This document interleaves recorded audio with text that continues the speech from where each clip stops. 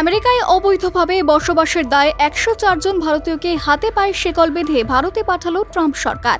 গতকাল বুধবার একটি সামরিক বিমানে করে ভারতীয়দের পাঞ্জাবে পৌঁছে দিয়েছে মার্কিন প্রশাসন। আর সেই ঘটনাকে অমানবিক ও অপমানজনক বলে সংসদে সুর চড়িয়েছে কংগ্রেস ও বিরোধীরা।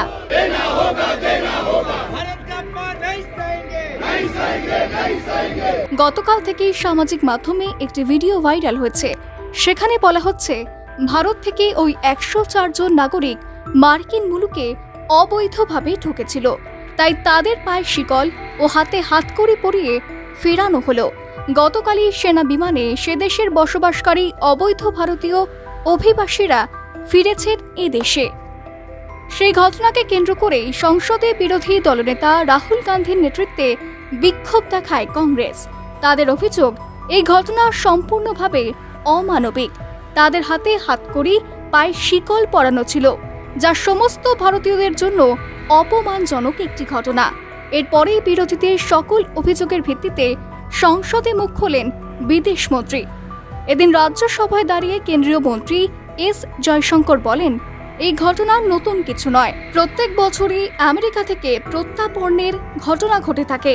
তারা সে দেশে অবৈধভাবে থাকলেও আমাদের দায়িত্ব সেই সকল নাগরিকদের আবার ফেরত নেওয়া। পাশাপাশি বিরোধীদের অমানবিক ছবির অভিযোগ নিয়ে মুখ খুলেছেন তিনি। অভিবাসীদের হাতকড়ি পরিয়ে বিমানে তোলার বিষয়ে ট্রাম্পের প্রশাসনের দিকেই দায় ঠেলে দিয়েছেন বিদেশমন্ত্রী। তার কথায়, হাতকড়ি পরিয়ে পায়ে শিকল বেঁধে বিমানে তোলার বিষয়টি সম্পূর্ণভাবেই আমেরিকার নিজস্ব নীতি।